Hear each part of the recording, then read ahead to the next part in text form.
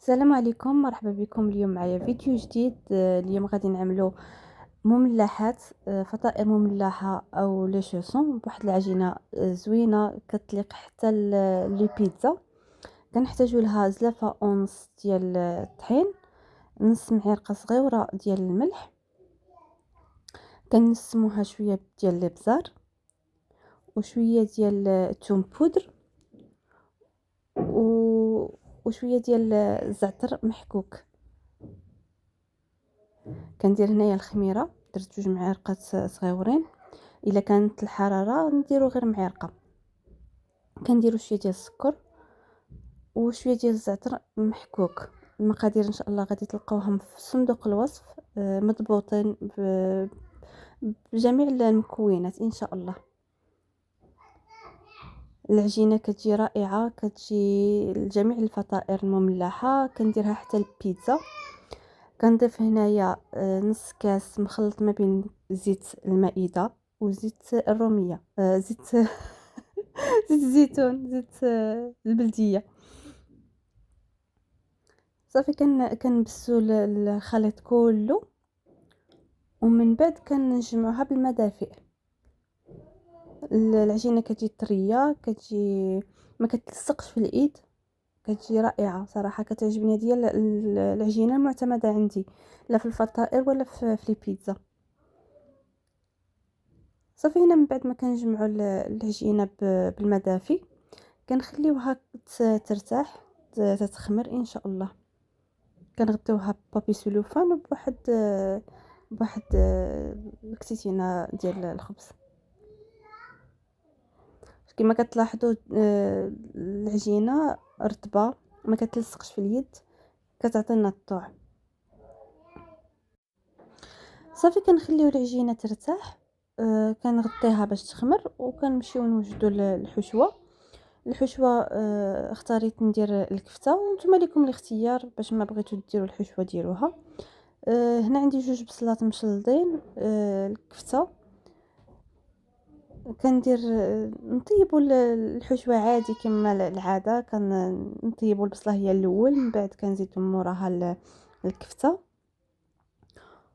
ها هي البصله طابت.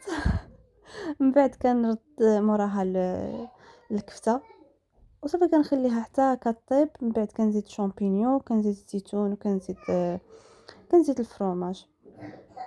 كما قلت لكم الحشوه لكم الاختيار، تقدروا ديروا الحشوه ديال الخضره، تقدروا ديروا الحشوه ديال الدجاج، ديال البيبي، المهم اللي بغيتو.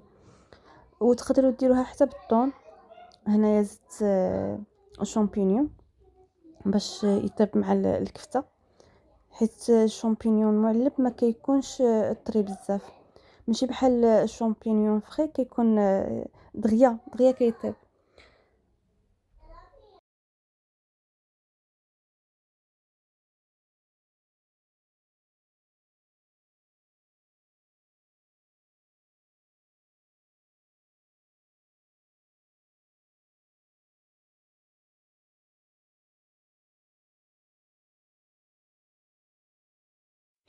هنايا العطريه كنسمها بشويه ديال الابزار، شويه ديال الفلفله حمراء، شويه خرقوم، شويه ديال الثوم بودره. كندير معها حتى شويه صوص صوجا، وكندير في الاخير شويه ديال القزبر ومعدنوس.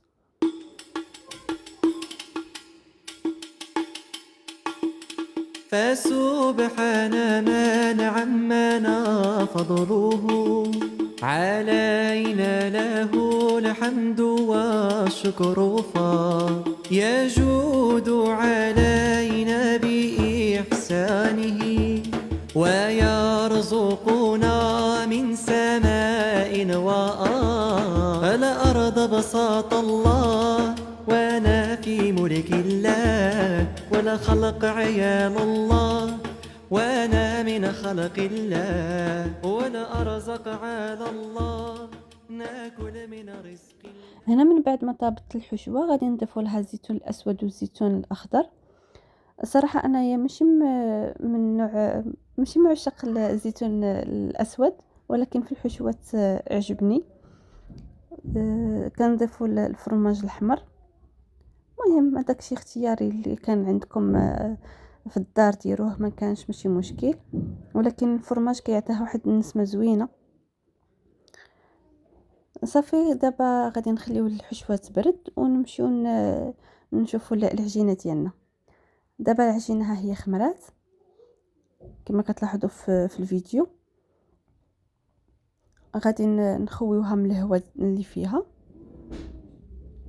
ومن بعد غادي نبداو نشكلوا الفطائر ديالنا. الحشوه ضروري خصها تكون بارده باش ما تقطعناش العجينه. صافي كنديروا شويه طحين فوق سطح العمل وكنقرصوا العجينه، كنديروهم دوائر، كنقطعوا العجينه دوائر وكنعمروهم.